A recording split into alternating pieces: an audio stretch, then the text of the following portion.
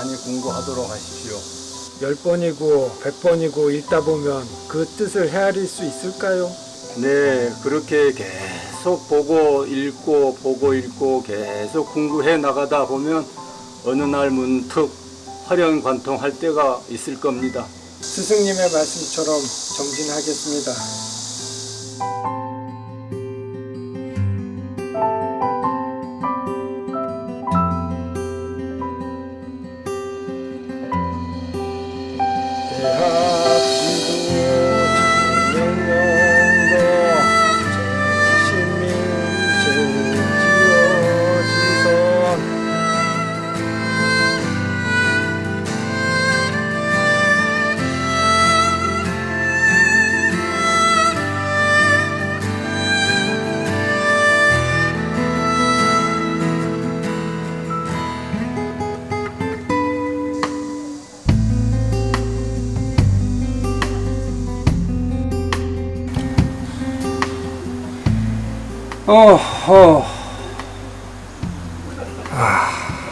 우리 우몽 선생님께서는 고명하셔서 책을 한 번만 훑어보셔도 뜻을 모두 아시는데 나는 그렇지 못하니 참 부끄럽구나.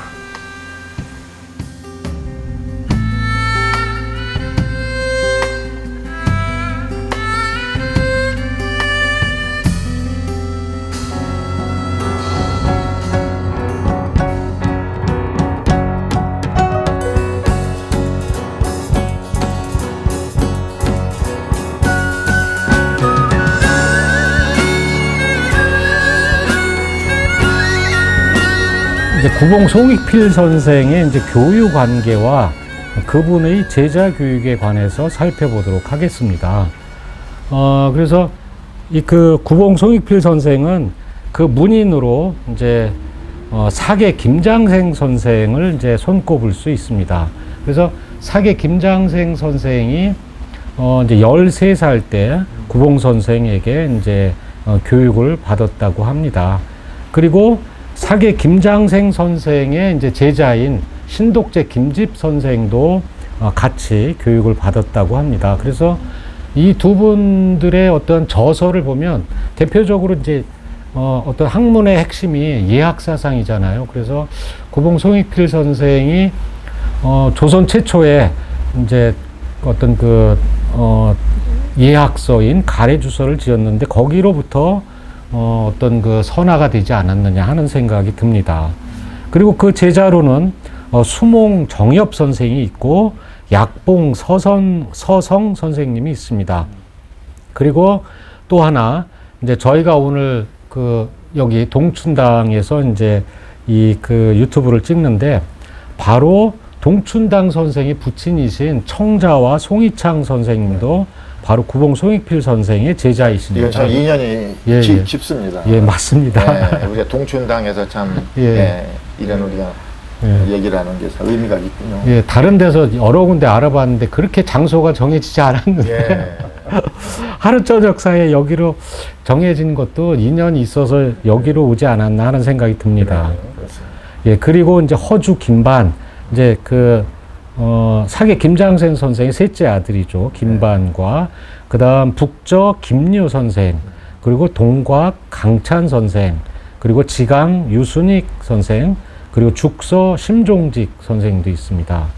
그리고 이제 송강 정철 선생의 아들, 이제 송강 정철 선생도 이제 구봉 선생과 율곡 선생, 우계 선생과 서로 교육을 나눴죠. 그래서 그분의 이제 아들인 두 아들을 다 교육을 시켰다고 합니다. 그리고 이제 율곡 선생의 조카인 윤담도 이제 배웠다고 합니다.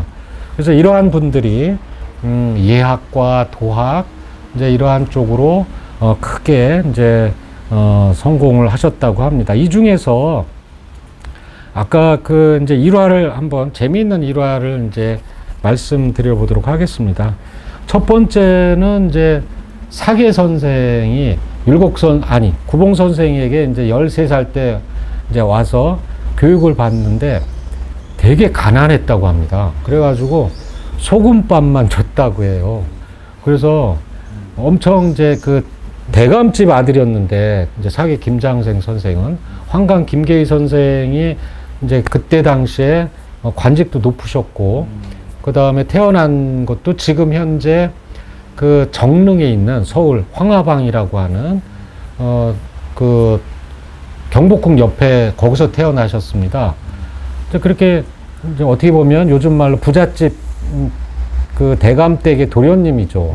도련님인데 파주에 있는 이제 시골 구석에 산자락에 와서 교육을 받는데 이제 그렇게 이제 배를 굶주려 가면서 공부를 하셨다고 합니다. 그래서 거기서 공부가 끝나고 가는 길에 이제 그 소장농인 그 사계 선생님네 소장농 그 집에 다다라서야 몇 달 만에 아욱국을 얻어 먹었다고 해요.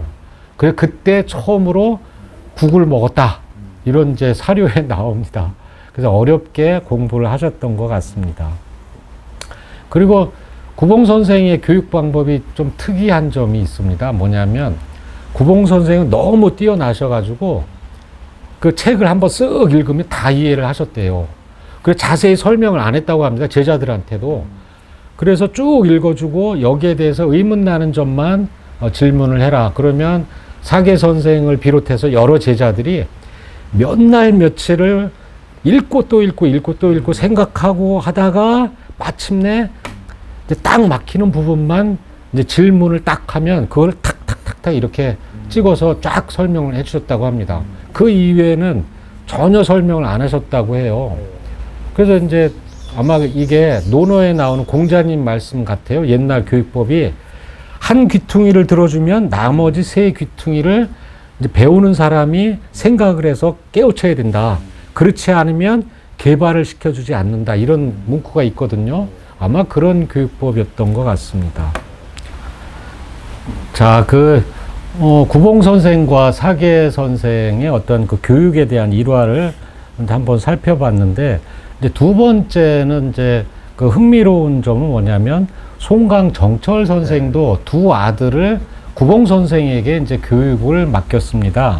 근데 그것이 이제 문헌에 나오는데 계자첩이라고 하는 이제 글에 나옵니다. 그러니까 아들을 이제 경계하는 어떠한 이제 글이죠.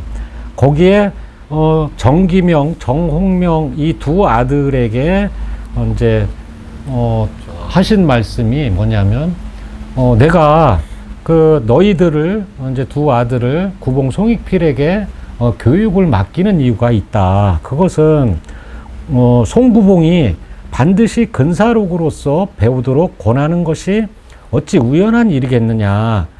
이는 장차 사람된 이치를 강하고 그러니까 가르치고 너희들로 하여금 착한 사람이 되게 하려는 것이다. 만일 벼슬이나 관직을 얻을 양이면 내가 어찌 구봉에게 보냈겠느냐. 그리고 과거 공부에 전심해서 글 짓는 데만 주력할 양이면 내가 어찌 너희들을 구봉 문화에 보내겠느냐. 그렇지 않다. 왜 그러냐면 너의 스승이 착한 대로 지도하고 이 성의를 가르쳐서 이제 가르치는 이유는 뭐냐면 바로 옛 것을 배우고 성현을 바라는 이치로서 자신의 임무를 삼는 것이다. 그렇기 때문에 너희들을 구봉 문화에 교육시키는 것이다. 이러한 계자첩에 내린 글들이 있습니다. 이제 이렇게 송강정철도 송구봉에게 자식들을 교육을 맡겼던 것 같습니다. 그 말씀을 듣고 보니까 아까 그 김 박사님 말씀하실 때 구봉 선생이 이제 과거를 못 보잖아요. 그 집안 사정 때문에. 그리고 나서 파주에 가니까 아마 여러 가지로 어렵지 않았나도 생각이 드네요. 그 말씀대로 그러니까 어떤 그 과거나 급제하고 후세나 도모할 거라면 구봉 선생한테 보낼 일이 없는 신세가 되었고, 그렇죠. 또 친구가 공무원 처지가 되니까 또 정철 선생이나 김계희 선생이 또 모른 척 할 수도 없고, 이런 옛 사람들의 서로 깊은 어떤 인정이나 친구를 생각하는 깊은 뜻이 좀 느껴지는 것 같네요.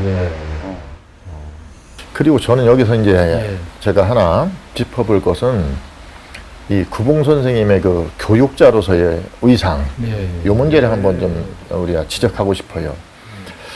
사실 지금 말씀하신 것처럼 예를 들면 율곡, 구봉, 우계, 또 하나는 송강정철.